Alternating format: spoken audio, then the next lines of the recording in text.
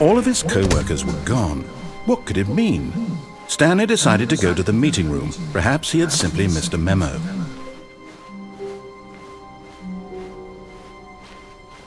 When Stanley came to a set of 2 open doors, this was not the correct way to the meeting room, and Stanley knew it perfectly well. Perhaps he wanted to stop by the employee lounge first, just to admire it. The lounge was sublime, a work of art. What was it about this room that called so deeply and so personally to Stanley? Its grace, its subtle charm? No. Stanley knew it was something deeper. What the heck? Darker.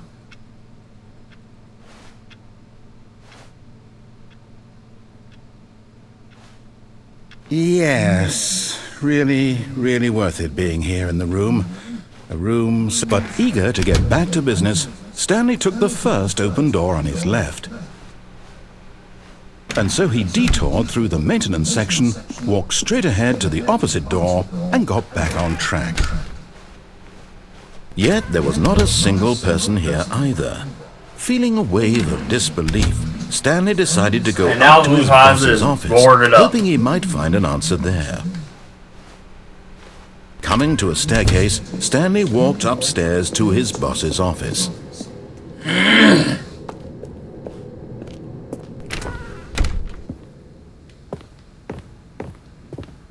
Stepping into his manager's office, Stanley was once again stunned to discover not an indication of any human life.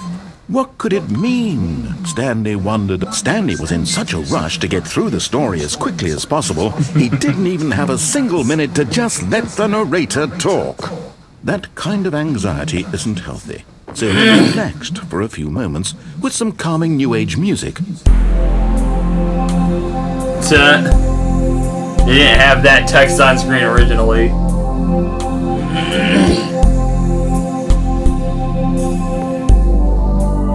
Feeling soothed and rejuvenated, Stanley calmly walked forward into the opened passageway.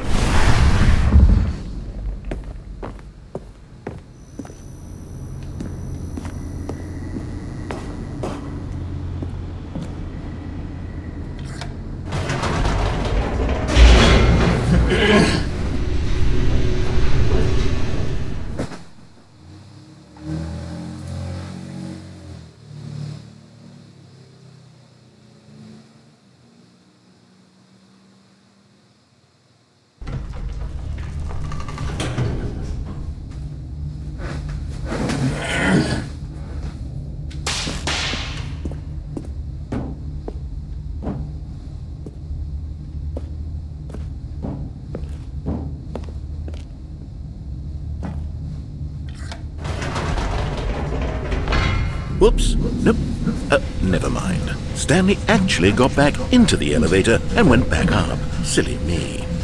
Why did Stanley do that when he knew that it would just lead back to his boss's office? Well, that's a great question. I just can't wait to find out.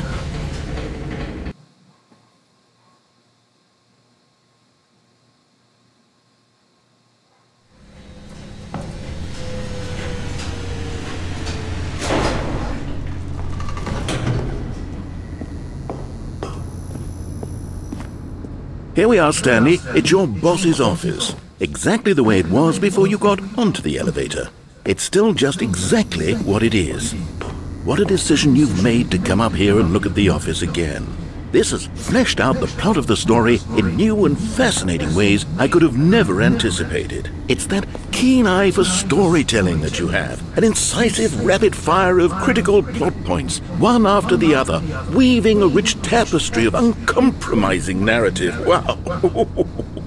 I'm bolted to the edge of my seat. Incredible. Now he's getting back into the elevator and going down again. Ladies and gentlemen, how does he keep coming up with all of this?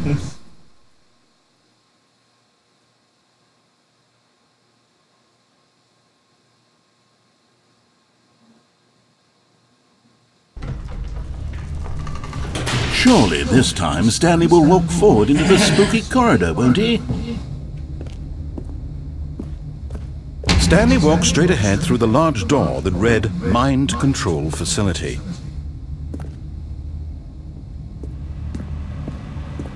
Although this passageway had the word Escape written on it, the truth was that at the end of this hall, Stanley would meet his violent death. The door behind him was not shut. Stanley still had every opportunity to turn around and get back on track.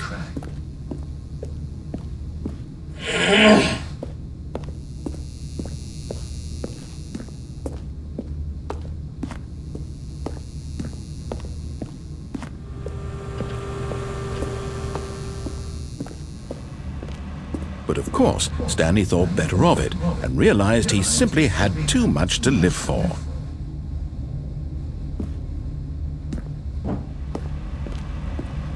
Nope, still on board with death.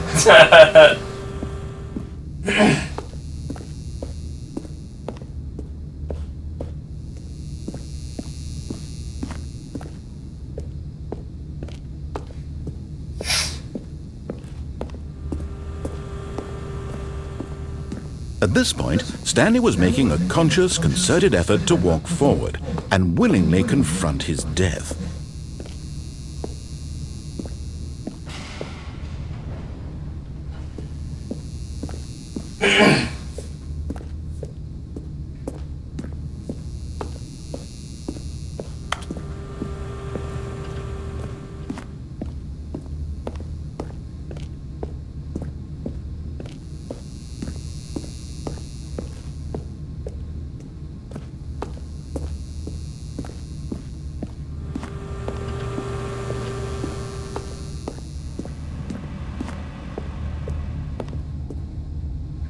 Really, no more dialogue.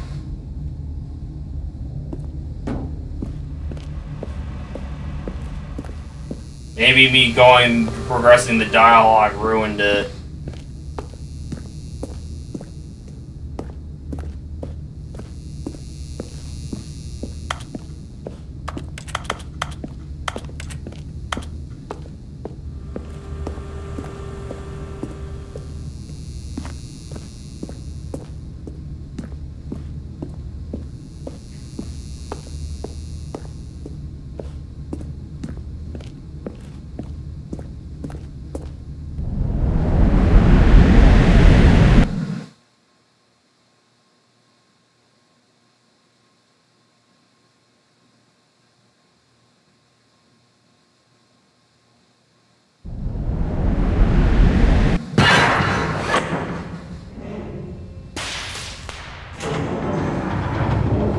As the machine whirred into motion and Stanley was inched closer and closer to his demise, he reflected that his life had been of no consequence whatsoever. Stanley can't see the bigger picture. He doesn't know the real story, trapped forever in his narrow vision of what this world is. Perhaps his death was of no great loss, like plucking the eyeballs from a blind man. And so he resigned and willingly accepted this violent end to his brief and shallow life. Farewell, Stanley.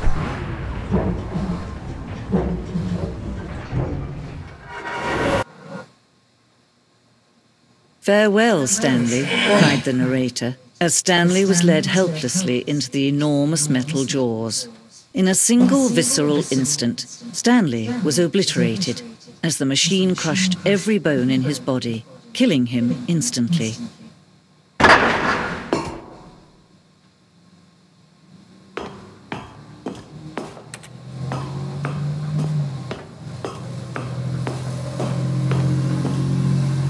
And yet it would be just a few minutes before Stanley would restart the game, back in his office, as alive as ever.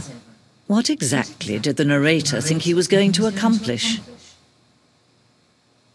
When every path you can walk has been created for you long in advance, death becomes meaningless, making life the same. Do you see now? Do you see that Stanley was already dead from the moment he hit start?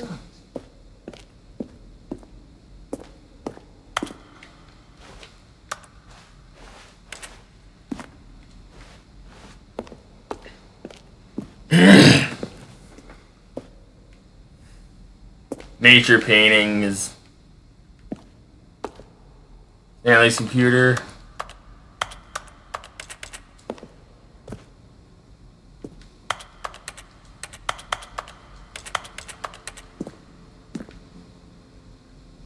And office layout. The blueprint shows the office in the beginning of the game. The path was from Stanley's office to the 2 doors was the first part of the game that was built. Sections have been added and altered throughout development.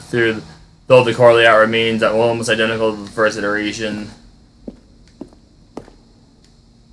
Corridor. The pacing in the opening session was important to get right. This corridor has been moved and altered to make sure the player reaches the 2 doors in any good time. 2 doors. The set of 2 doors opens. The 2 open doors is the very first concrete piece of the Stanley Parable design. Once this room was created, the rest of the game emerges in extension of it, an exploration of the contradiction this room posed.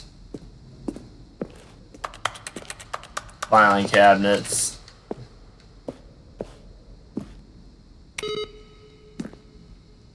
Solitaire, the game will let you play it. Employee database.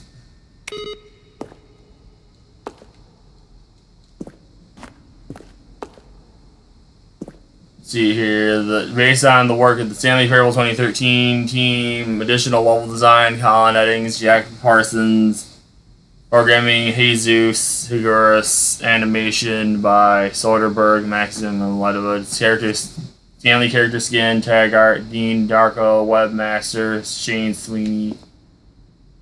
Additional development, Richard Baxter, Marina Zachariah, Rito, Joseph Silverman, QA coordinator, Joe Finn, Feingold, office administrator, Philomena Frank, producer, Alicia Intestable, console development by 22nd Century Toys LLC,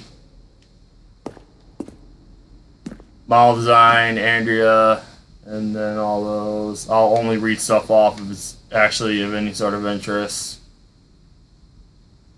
Original music, additional voice work.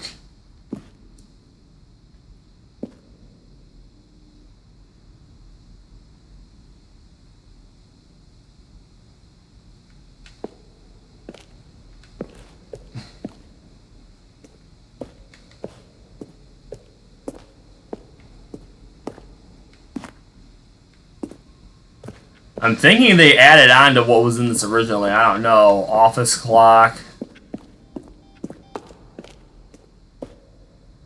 Freedom endings is the very first incarnation of the freedom ending in the game's alpha.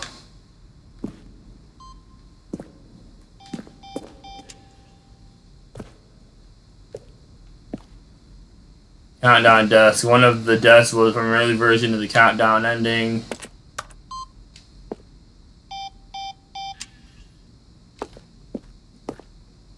Freedom ending. Freedom ending is existed in beta. Monitor room elevator. For a time, the elevator and the monitor room could go up or down, with freedom above and countdown below. We abandoned this when players found it too difficult to remember what was up and what was down and placed the 2 endings together instead.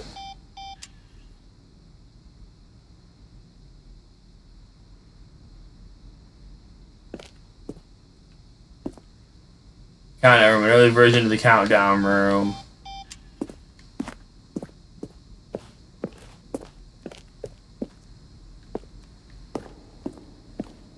Game design module. This is the level that William, the level designer, sent Davey, the writer, as a kind of audition piece. The strength of the level got William hired to design the full game, though much of the environment has changed. The basic layout from the mockup is still in the game.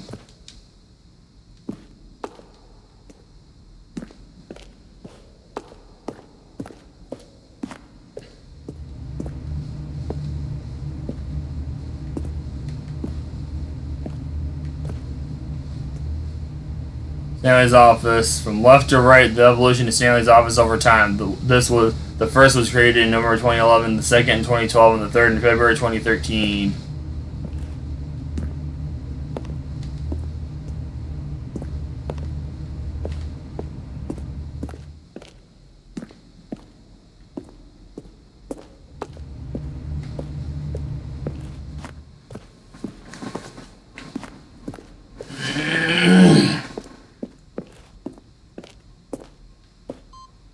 Yeah, I don't want to go that way yet.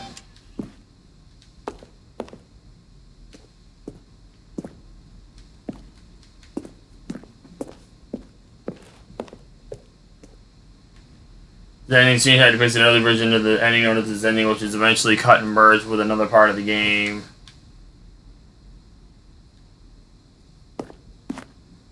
Zending levers. These levers were originally a part of the Zending. The player would pull a lever and the narrator would describe what color they had pulled.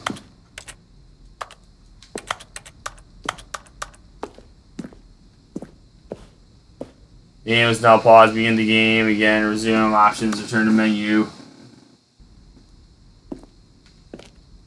Escape menu. For a long time, we had an ending that only ended when the player restarted from the escape menu. Fortunately, very quickly realized that this is what they were supposed to do, which was frustrating for everyone.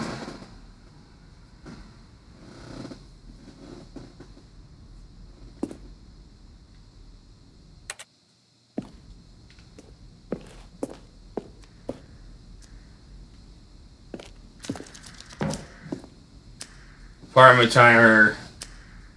In the previous version of the choice leading to the apartment ending, a timer will give you 15 seconds to pick up the phone. Not picking up the phone will lead to a different ending.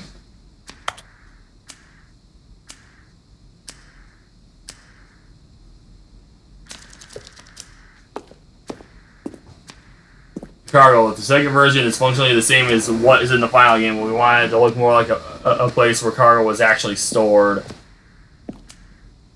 Cargo lift was always intended to offer the choice of staying on or jumping to a different path. However, after this early version, we decided we also wanted the option of the player falling to their death. This is the spoiler alert ending. Anyway, the apartment timer, yeah.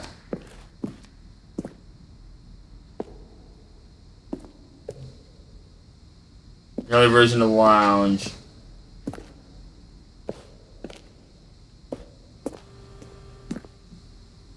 Narrator emails. After the second trailer we sent out, we asked people to email the narrator for questions. While we initially planned to use these further promotional materials, we never found the perfect use for them. Here are a selection of those emails.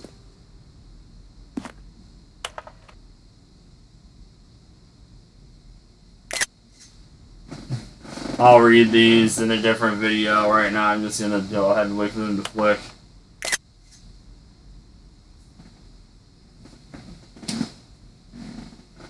There he is.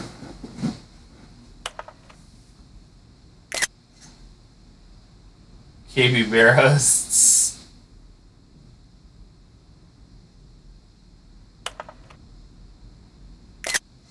Pixel Sith. The Rock Martin.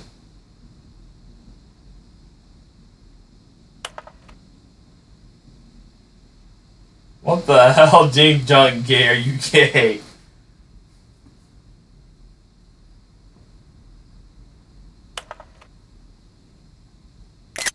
Okay, yeah, they ain't gonna give me enough time to read that. Definitely gonna screen cap that.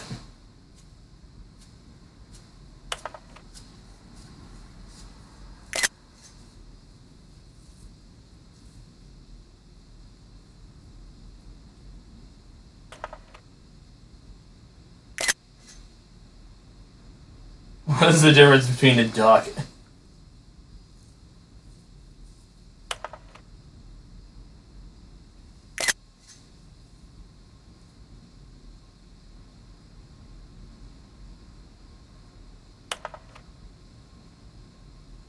Are you a rock?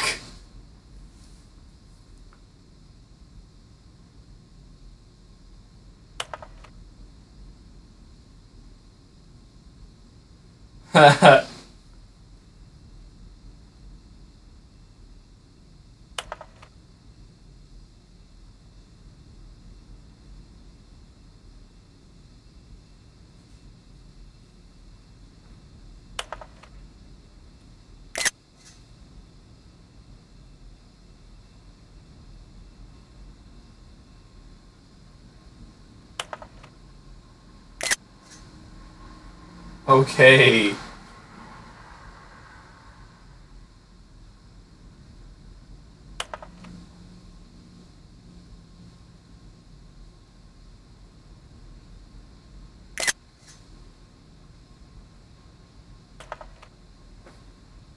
Urgent response needed.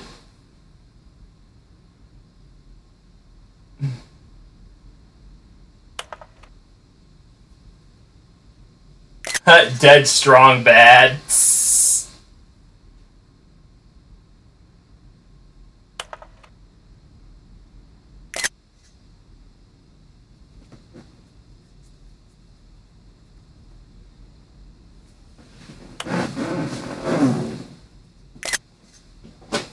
We're not. We can fly, hey you. What?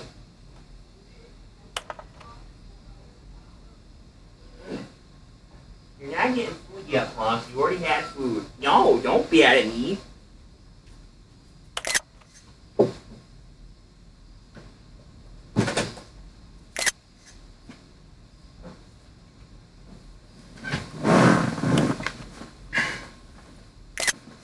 Anyway, I think that cycled through him. Anyway, let's see. Top money. Ultra Deluxe cheat announcements. In 2018, we announced the Ultra Deluxe version of the game at the Game Awards. These are screenshots of the videos we made for the announcement and the game's delay. Early in development, we designed an ending where Stanley would end up on the battlefield fighting aliens. The action game would become sentient and would work as the narrator. We realized shortly after starting to build that it was far too jokey and on the nose with the tone of the game. Plus, some people interpreted it as making fun of people who like shooters, which is not our intention.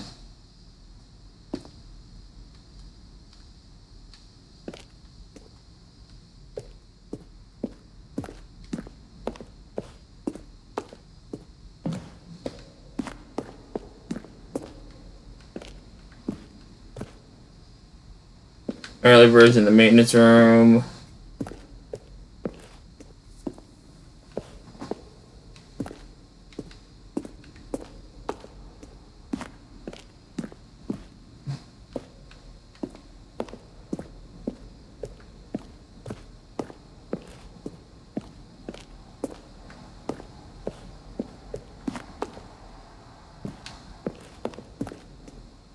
Okay, so I hope this is everything, because I need to wrap this up.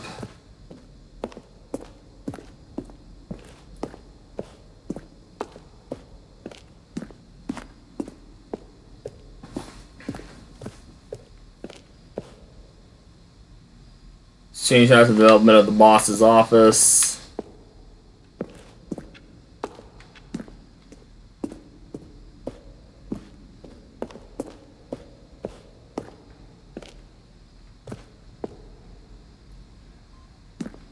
Early version of Underground.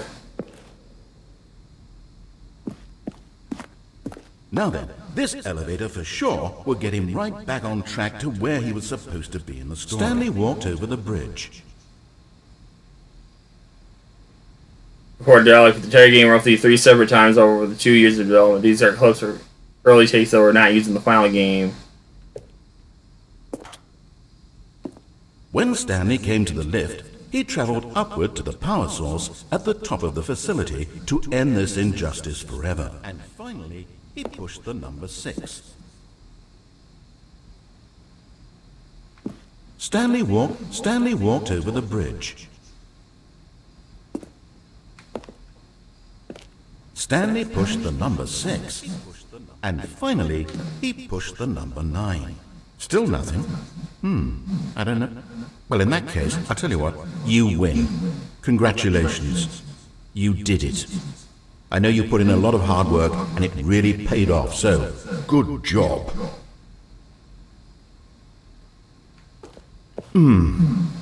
What do we do now? I don't... Stanley, where are you right now? Where am I? I'm trying to figure out, but I can't... Stanley, who am I? Can you speak to me? Please talk. Have we done this before? Have we been in this room before? How many times have we done this? How many times have I said these exact words? See how it's impossible for the player to do Help anything. me, Stanley. I don't know who what I... Perfect example of poor level textbook mistake. It's the kind of thing you pick up on intuitively if you had even the most fundamental understanding of good and bad game design. But of course, you being you'll probably spend the next hour trying to solve it. Here, I'm just going to make this easier. Where were all of his co-workers? Oh, I don't know. How about they're throwing a surprise party for him for all his button pushing? Does that sound plausible to you? Stanley pushed the big red button. I'm probably missing some, but I do gotta wrap this up, so that was a nice freaking thing, though, with that.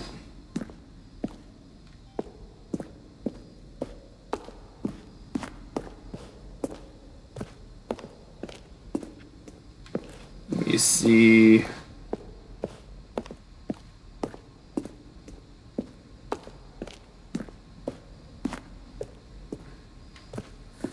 Yeah, I think I'm finally able to wrap this up. No extra side thing is I already did the war zone.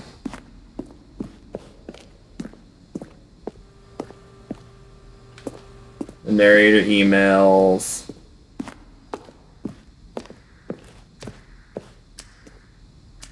Yeah, the cargo lift and the cargo lift.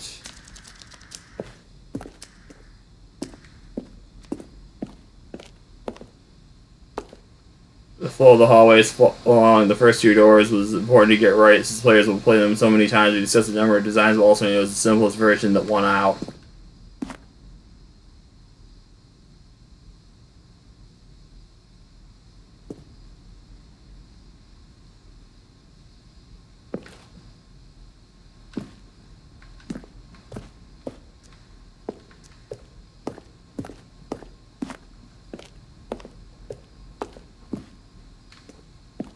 The Zenning and the Lovers. And four major TV trailers over the course of the game's development, each meant to convey something about the spirit of the game. The first one in May 2012, it featured a series of broken rooms with the narrator informing viewers that he's preparing a new version of the Stanley Parable.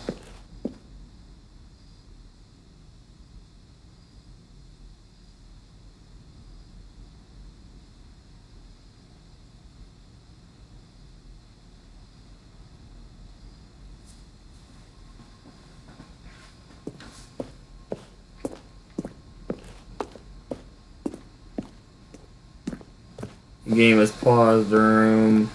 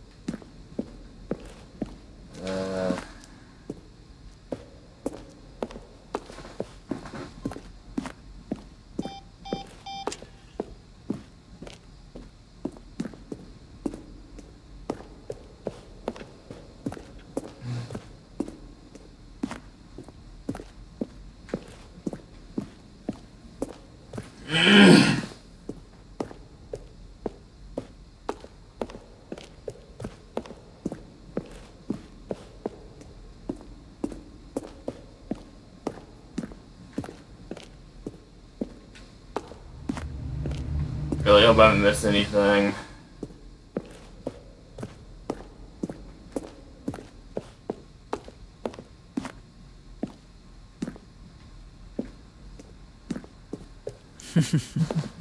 Oh, look at these two. How they wish to destroy one another. How they wish to control one another. How they both wish to be free. Can you see? Can you see how much they need one another? No, perhaps not. Sometimes these things cannot be seen. But listen to me. You can still save those two. You can stop the program before they both fail. Turn off your Nintendo Switch. There's no other way to beat this game. As long as you move forward, you'll be walking someone else's path. Stop now and it'll be your only true choice. Whatever you do, choose it. Don't let time choose for you. Don't let...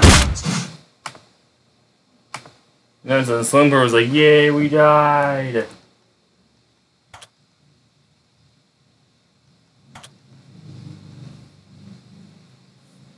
Gotta love the... Oh, it actually restarts itself. You actually had to get on back into the game in the Steam version of the original, I do believe. But interesting little, like, flavor that they put into that. Like, depending on what version of the game or deluxe version of the game you're playing, they actually had that little bit be narrated. I'm going to check out the broom closet and see if that's not boarded up anymore, and that'll be it. What could it mean? Stanley decided to go to the meeting room. Perhaps he had simply missed a memo.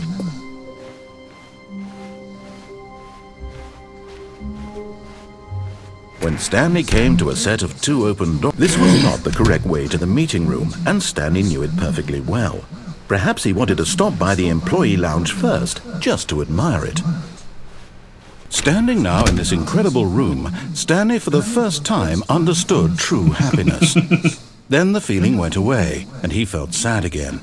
Then it came back, and lingered for a minute or two. Now it's only half there. Just a kind of, tingle. And then repeat. Yes, really, really worth it being here in the... But eager to get back to business, Stanley took the first open door on his left. And so he detoured through the maintenance section, walked straight ahead to the opposite door, and got back on track.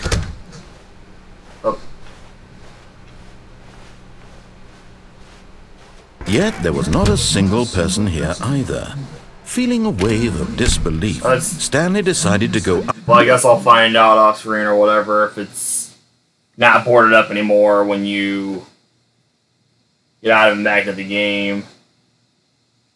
Anyway, guys, that's it for this video. If you guys all enjoyed these videos and are looking forward to more of this Let's Play, and I'll see you guys next time for more Let's Play. The Stanley Parable Ultra Deluxe. Bye, everybody.